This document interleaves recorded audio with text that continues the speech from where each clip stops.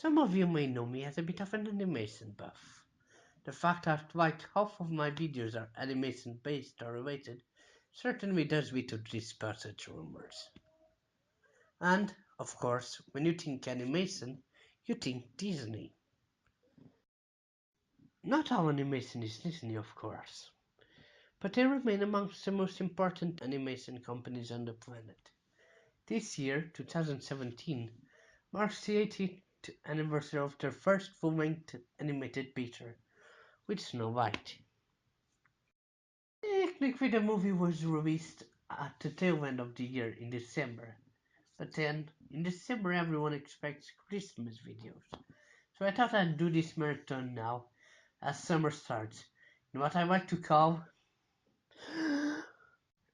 Disney Month. Even if it probably will take more than a month to complete these videos, and half the games are technically Pixar. It's a mouthful, so how about we just call it Disney Month, with month in quotation marks.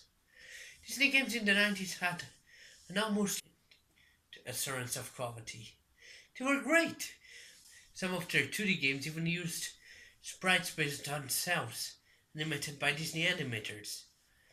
A process started on Aladdin, the Mega Drive version by Virgin Games, or Sega Genesis if you're American.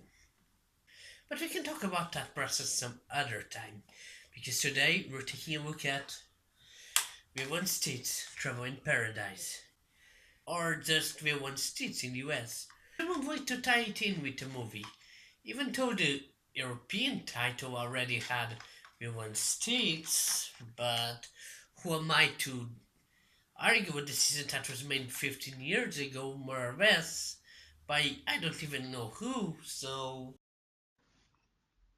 Lilo and Stitch Trouble in Paradise shares huge similarities with one of the icons of the PSX era, Crash Bandicoot.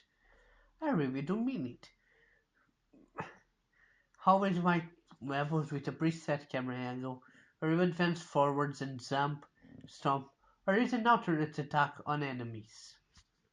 In Crash Bandicoot, of course, that alternate attack is the spin, while in Lilo and Stitch Trouble in Paradise, that alternate attack depends on the character the level has you playing as. It can be either a very short-ranged voodoo attack, if you're playing as Lilo, which gets mirrored by the breath attack if you're playing as the dog alien Stitch, or, also as Stitch, you have an alternative in the form of a spin. Yes, well, whatever works, works, right? It's better to copy a formula that's been proven to work than to innovate and fail spectacularly. With this game being released shortly after the movie in 2002, I'm guessing that the developers, Blitz Games, and the publisher, Disney Interactive, given the platform they were releasing it on, had a constricted budget. The game, despite that probable small budget, still looks good. The character models are well animated and expressive, and though the background of levels looks a little bit barren, the world is populated by enemies that you can defeat. Such enemies as piranha-type flowers, hedgehogs that put their spikes out so you can jump on them on that state, and masks. So yeah, we can say that besides the moves and type of level, enemies were really inspired by Crash Bandicoot, but there's something added in. As you get further into the levels, you'll meet several more types of enemies, like aliens that came to capture Stitch. As usual, I do not spoil movie-based games, which I seem to be doing a lot of, but I can briefly mention that Stitch is wanted. Those enemies provide a bigger challenge due to the way they have weapons or harder to discern patterns. Some of those enemies even chase you in across the level style levels where you move forwards and they chase you. You know, like another franchise. The game itself has several clips from the movie to explain the story, though while they're great in quality for a compact disc, they come at such infrequent intervals with such clips in the story, those who haven't watched the movie won't get much of it. Rather than a boss at every 5 levels, You have a boss every time you wish to advance in the hub world, which I admit is rather confusing.